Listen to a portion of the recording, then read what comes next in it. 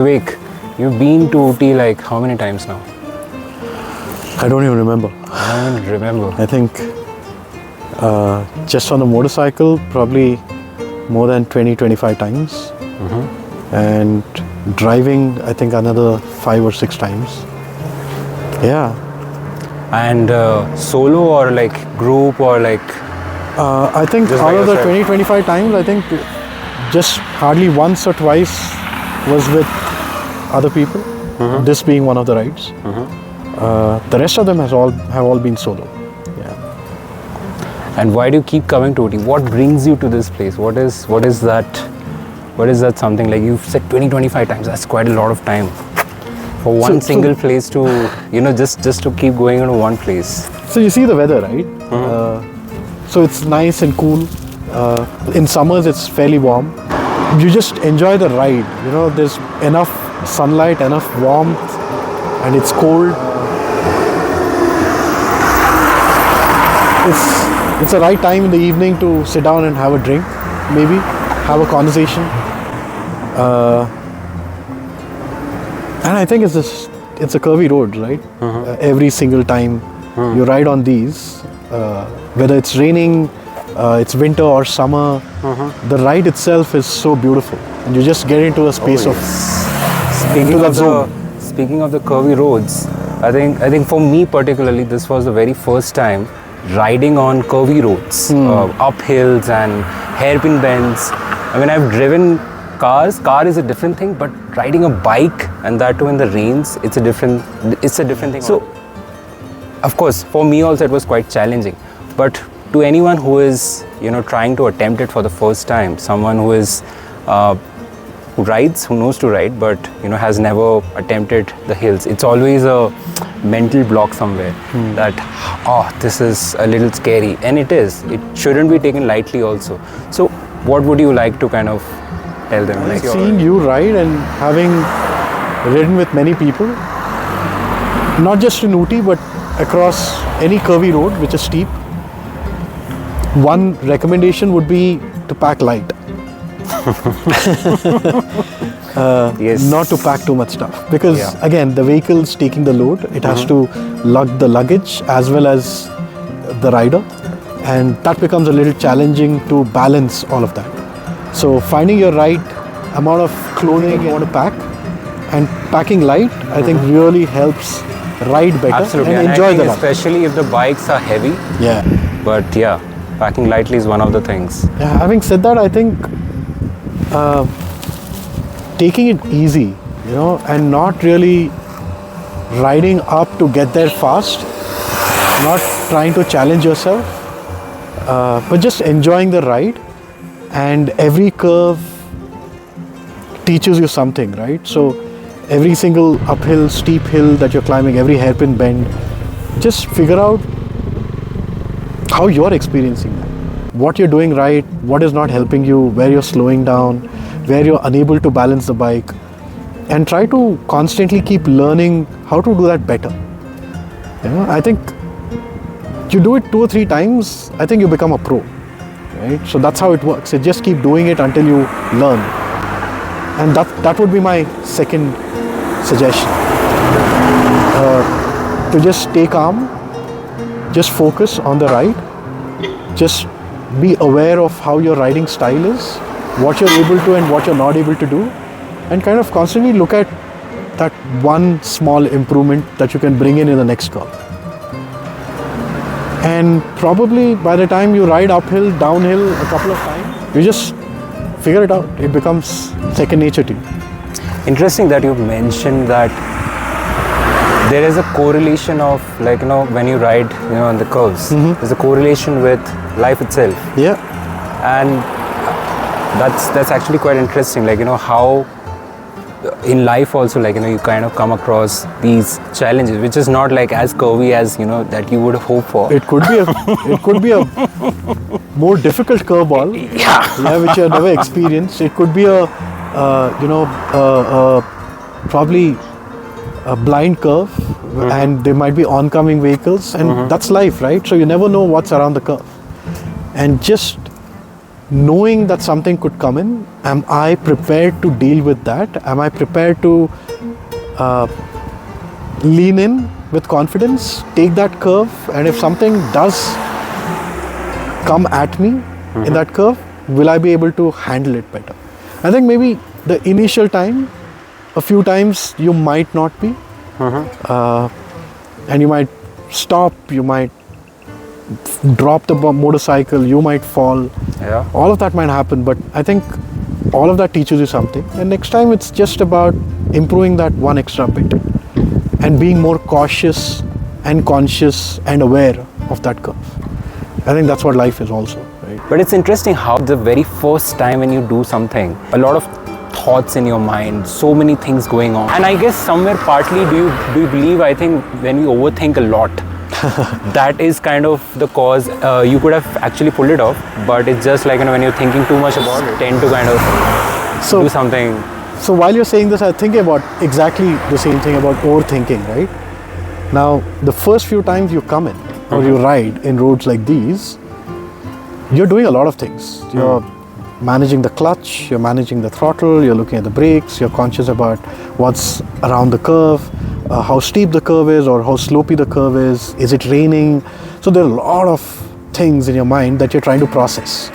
And you're trying to do something which will get you moving forward, right? So that's how it happens. Now, riding in places like these multiple times and getting used to this riding, you get to a space where your brain automatically processes this information and your hands and legs automatically take care of what needs to be done. So it gives you enough time to think about the beauty around you. Right? Yep. And you don't have to worry too much about, oh my God, focus on the curve, think, what do I do? Oh my God, you're overcoming your fear. Yeah. And that's what life also is, where if you do something enough number of times, and one of the examples I give is about, for example, a lot of people do presentations, right? So when you do a presentation, the first few times there are a lot of things to think about. Your audience, their expressions, your PPT, what you're saying, are you able to add humor? Most importantly, stage fear. Stage fear, A lot of overcoming people, that also. Now, keeping all of that in mind, the expectation is also that you perform well in terms of the presentation. Imagine a person who has presented or conducted presentations probably 15-20 times in front of different sets of people. It comes naturally because in that moment, you know what you're saying, your focus is on content, your focus is on a lot of things, but your brain is automatically processing and you're well prepared for it. Right? And you're able to process information and it comes more naturally, you sound more genuine. And to get to that space, you need to keep doing it. Yes. And interestingly, somewhere, I think in our normal daily lives, we don't tend to think about these things. But it's only when we are doing a particular activity that we love or enjoy doing. Like, say, for example, motorcycle riding. Now, that's an activity a lot of people, they enjoy. They enjoy the process. They enjoy the ride. And in that process, when you discover these small so things. If I can share something with you. Something that you love and that you like doing, you'll end up doing it anyway because you enjoy it. You enjoy the outcome of it, right? However, doing something that you have never tried before is where the learning is, right? Because let's take art for example. You love art and you know what brush you want to use and you're doing the painting, you've already learned the whole thing and you've done it enough number of times. So that's something you're passionate, so it doesn't really matter what people think and you are engrossed in it. So the amount of learning I feel in that process is very minimal because you enjoy the outcome of it. You enjoy the whole process of it, so you're willing to learn. Yeah. However, your fear that you have to overcome and what you have to do a great painting is still not there, right? Now, let's take for example motorcycle. And assuming, and since you have not ridden motorcycles so much, and this is the first time you're riding on a hilly, Yes, mountainous in this terrain, and yeah. on this motorcycle Yes. with all the riding jacket and with a lot of luggage. So firstly, kudos to me for pulling it off the Absolutely. first 250 kilometers from Bangalore to Ooty. On day one. On day one. Yeah. Now more 200 more to go. kilometers. 7 more days to go. Yes, yes. Now see, this is something that you have never done before. Yeah. And this is not something which you're passionate about. Completely. This is not your first passion. This is something that you're beginning to learn, beginning to love. Right? You're in the process. Now you're not sure. You've never ridden the motorcycle. And there are a lot of maybe fears that could be there. One of the fears that people would talk about is a uphill climb, a steep hill, a tarmac road, and rain. That could get slippery. And people have that fear. Now, if you have never done this before, and the first time you do it, there's a lot of fear that you're trying to overcome. You're asking yourself, how could I get through this safely?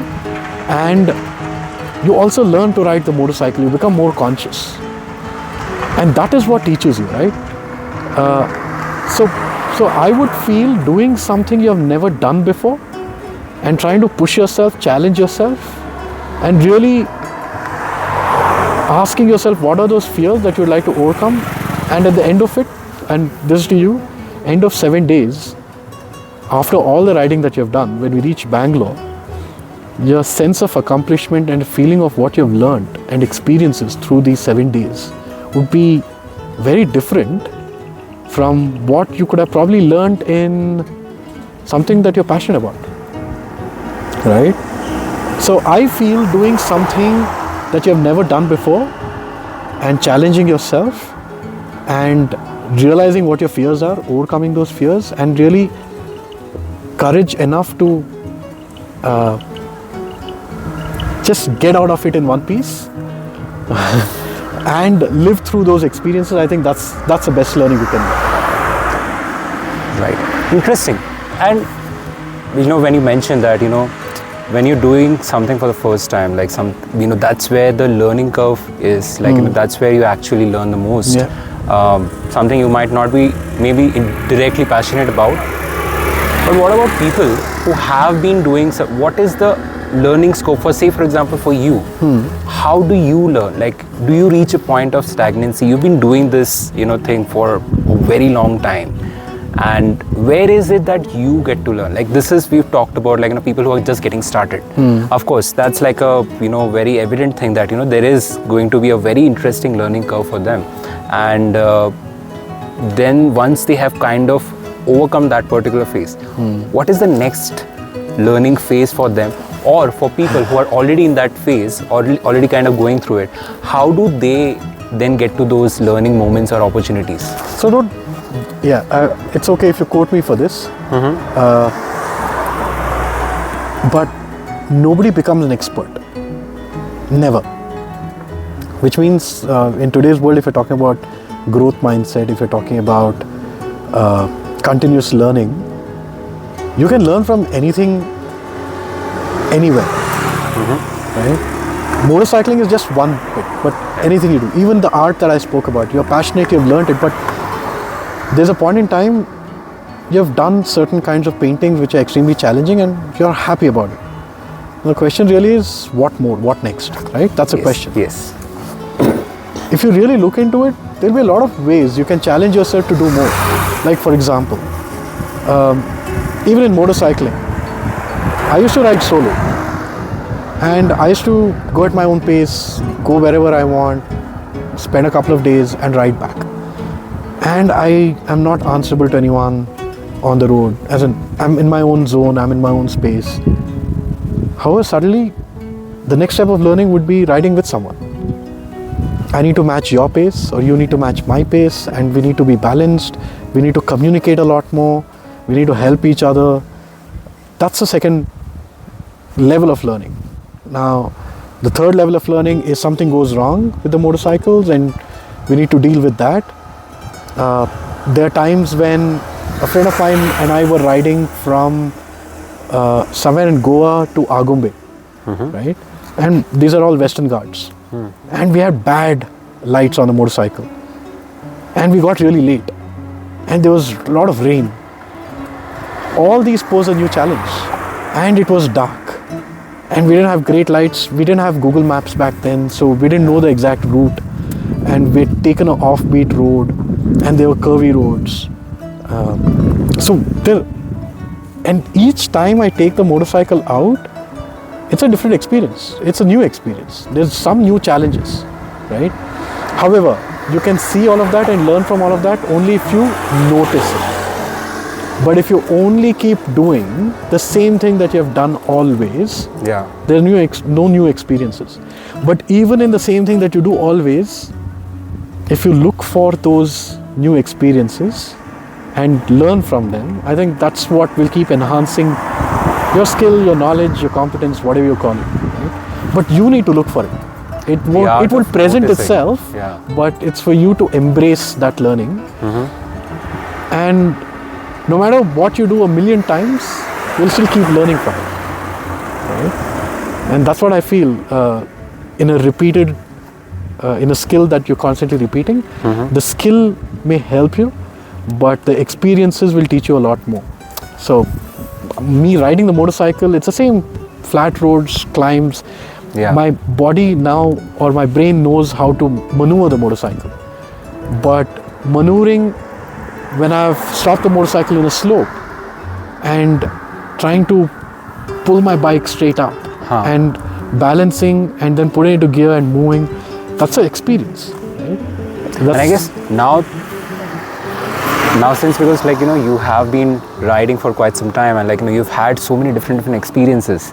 You've already navigated the the beginners and the intermediate, all those levels, right? You've reached a certain point. I would never. Okay, so no, but what I'm getting at, I would never want to categorize it onto any expert level. I'm still a beginner, to be very honest. But what I'm getting at is, because of these experiences of riding so many times at different terrains, but different locations, I guess somewhere now you are able to notice those finer things which you wouldn't have otherwise. Absolutely. Absolutely. That definitely happens. Yes. So, like, say for example. However, I think that doesn't come from your experience. That comes from your necessity, or probably need, or probably your interest in learning. Somebody could be riding motorcycles every day to go to work and back. But there is an opportunity to learn every day. But again, if they don't see that as a learning process, as an opportunity to learn something new, something different, no matter how many times you do something, you'll never pick it. No matter you're expert, you're not an expert, you're a novice. And again, the reason I also told you I don't want to bucket or categorize myself into any one of those categories, because the moment somebody, or probably at least this is true for me, that I choose to call myself an expert, I think I'm also cutting myself off for any new learning. Because I'm saying I'm an expert, I know what to do, when to do, how to do, I've done it all. So I don't think there's anything more for me to learn. And that, I think, is a handicap. But if you're a lifelong novice or beginner, you'll constantly look at everything as a experience, a new experience, a different experience. And I guess you tend to enjoy, which reminds me of, from our previous conversations when we were, just talking about it. When in a journey, when you are riding, sometimes people tend to ask, like, aur kitna dur, like, how much more, how long can we further go? But how about, like, if he asks, like, jaldi kya hai? Absolutely. There's no rush.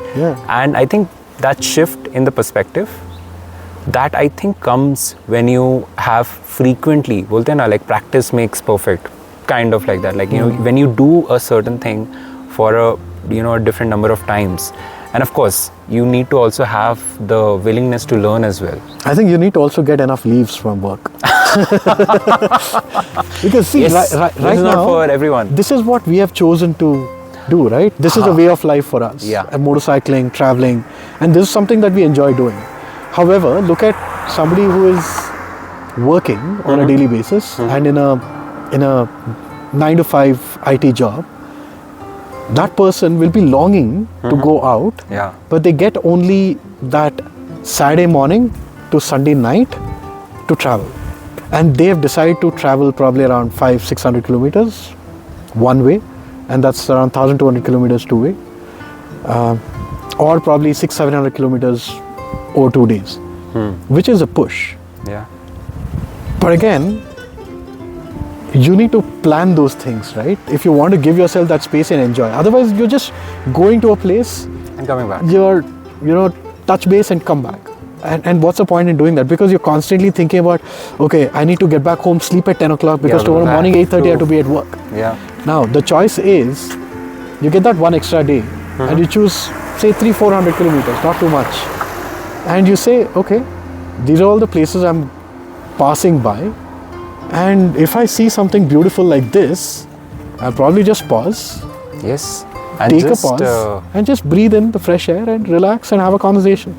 And Absolutely. spend time not thinking about, okay guys, we gotta go. Where we ran motorcycle adventure tours.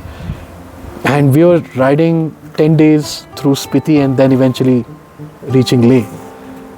And that was a constant. We had so much ground to cover every day, unknown terrains, there might be landslides. And you're constantly thinking, come on guys, let's go, let's move.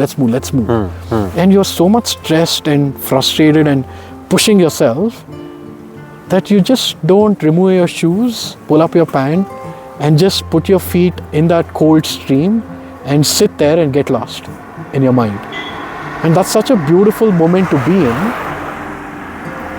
And miss out on most those, people yeah. never do that, or never feel they never get a chance to do that.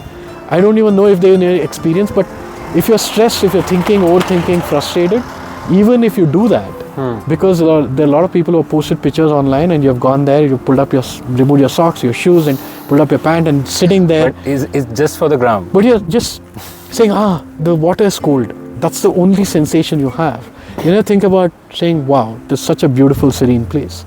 And just think about, okay, what am I experiencing now? Become one with yourself. Most people don't have the time to get there. Yeah. No, and even sitting there and just focusing on your breath, meditating there, and just letting thoughts flow in and enjoying that moment. I don't think most people have the time to do that. So I guess regardless of, what you're doing, like it could be a motorcycling, it could be art, it could be travel, it could be anything. But I think what's more important, like you rightly said, is taking that moment, pausing, and just letting things be. Yeah. Which otherwise, and when we are in our daily life, in the city life, we say that, right? When we come to places like these, the hills and the mountains, time automatically kind of slows down. Yeah. And when we are back in the city, it is like it's like a different time zone altogether. Absolutely. But if we can learn from these experiential, call it a travel or call it this, what we are doing with MotoMentor as well, the whole idea of motorcycle culture, if we can go back and still apply that in our daily lives also, I think things would be quite different, even in our city life as well. Absolutely. So, just to add another perspective to that also, if you slow down here in this space and enjoy this and experience this and enjoy nature in its true self, and you release all that stress, frustration, and you're one with yourself, you declutter. And now, 2 days later, you go back to that city life, go back to your work. You have detoxed, and you can do things better, you can perform things better, you can focus better, because those things, you have let go of it, you have released it out in the wild, and now you're back with a fresh mind. However, if you ride with a set time and you're rushing all the time and you're eager to do something or get somewhere, what you're basically doing is adding more to that already existing stress. And this stress adds on, saying, oh my God, that bike was right in front of me in the curve and I suddenly missed it, I'm under shock. Okay, I need to be more careful, but I need to get there on time, I need to move faster. So you're constantly going through these thoughts and challenges in your mind. That's adding more to that stress, you're not detoxing. And when you go back to the work, you say, tired, exhausted, body's aching, I've not rested, I've not slept well, and I'm back at work. Now I'm supposed to focus in a meeting, I'm yawning. So it really doesn't make sense, right? You could rather sit here, detox, live this for the moment, even if it's 10 minutes. That's all you have. It's okay, but just breathe that 10 minutes and release, and then move on, right? So slowing down is important, because also today we have a lot of startups, we have a lot of companies, fast-paced life, clients want deliverables done faster. You know it, I know it. We've all been there. Yeah, the pace in the real world, I call it the real world, is very high. And to really be able to run that, you need to have a decluttered mind.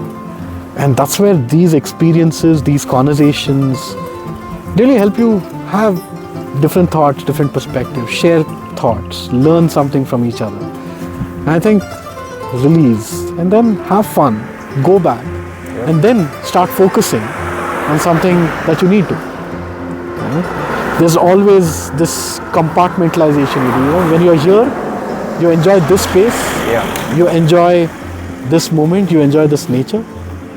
And when you go there, you focus on what you're doing. Don't have to overlap both of them. Absolutely. And that's the biggest mistake that people do. Yep. They bring all that clutter here and they keep thinking about that.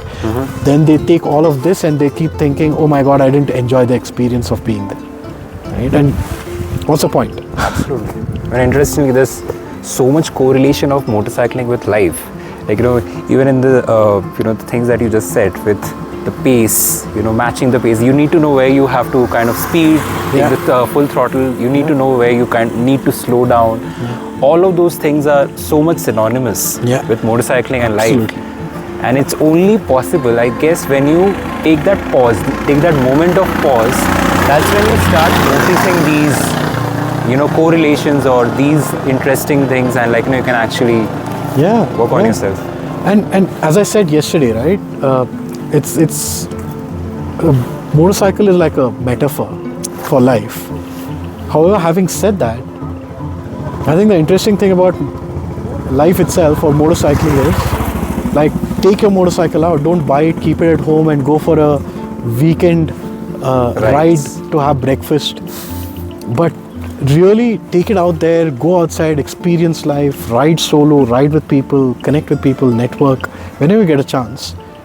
And that's what life is also, which means you have your life, don't stack it up and repeat the same thing, monotonous life every single day. That's where the routine kicks in. Yeah. But keep doing something interesting, something different. Even if it's for 5 minutes a day, do something different and experience that. And that would also, and I've heard this quote in so many books and so many people have said this, only when you have darkness do you see light. Right? Only... and just to add to that, there's another quote by Rumi. If all you see around you is darkness, maybe you are the light. Yeah, maybe. Right? And that's exactly what it is. So if you become stuck in that routine, rigmarole of life, then there's nothing new. There's nothing. You feel empty. But if you constantly keep doing something different, something interesting, every chance you get, and experience something different, that brings in some newness to your life, right?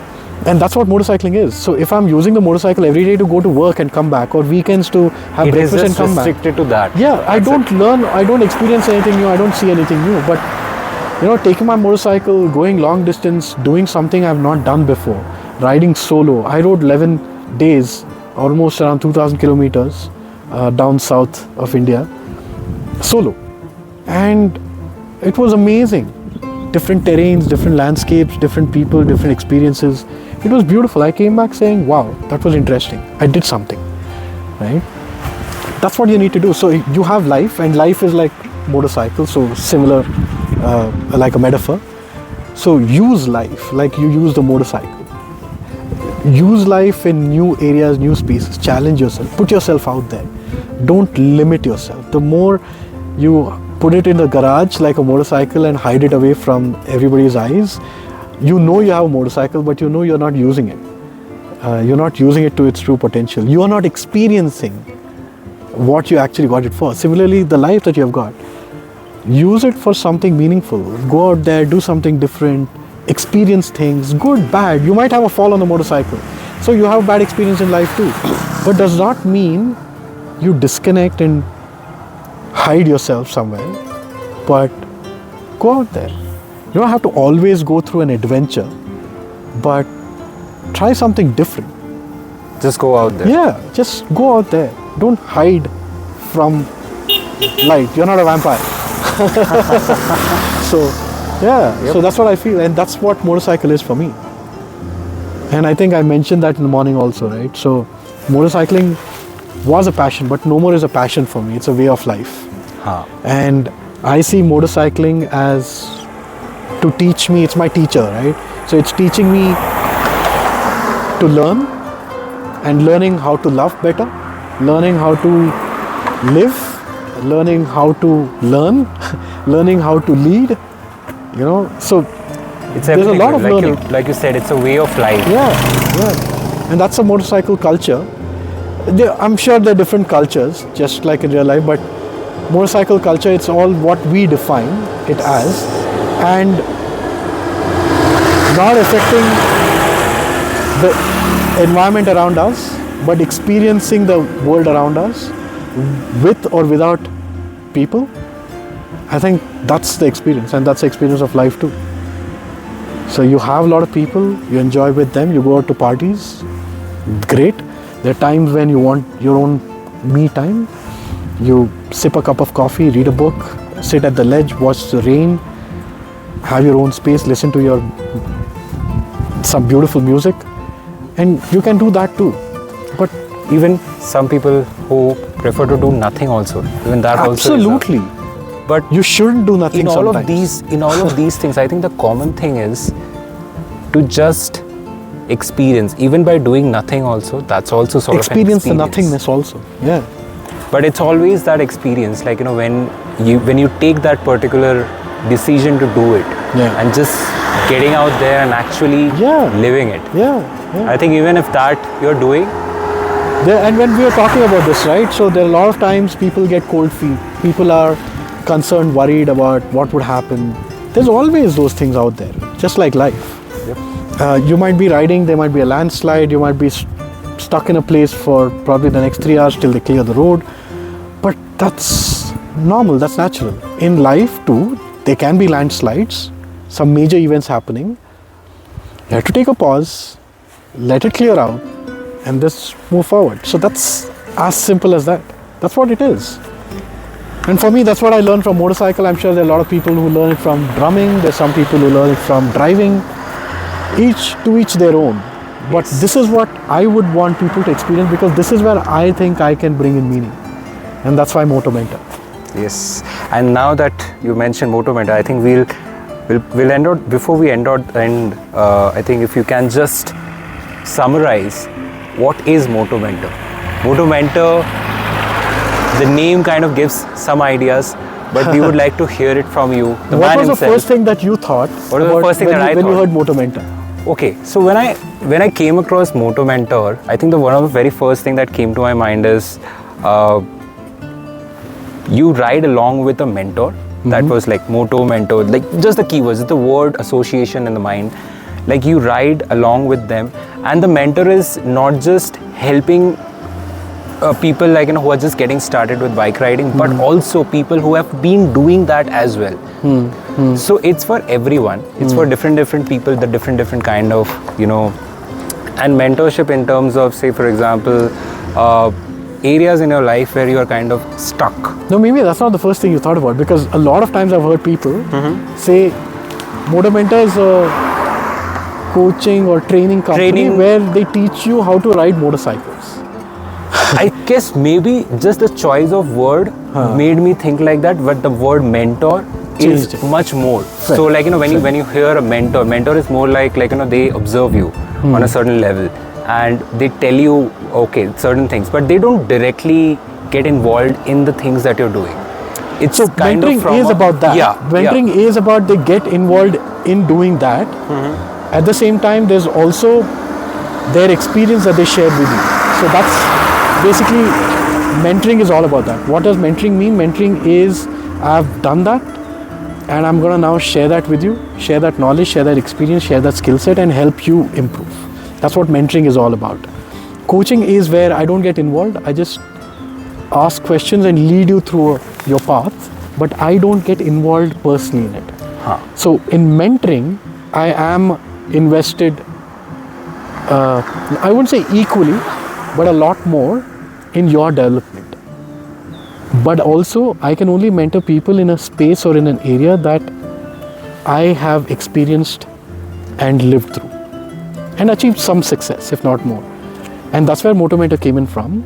Basically, MotoMentor is all about motorcycling and sharing that experience of motorcycling and learning from a life skill perspective, from a perspective of communication, could be from a perspective of risk taking, from a perspective of day-to-day challenges, mindsets that people want to challenge and overcome, feeling of failure that they want to overcome. So mentoring is all about, I've been through all of this. I've had a loss, I lost my father, I've been through pain in terms of many broken relationships, I've gone through a divorce myself, and all of that. So I've lived through those experiences, life experiences. I've been through depression, I've gone through therapy and counseling, so I've experienced all of that.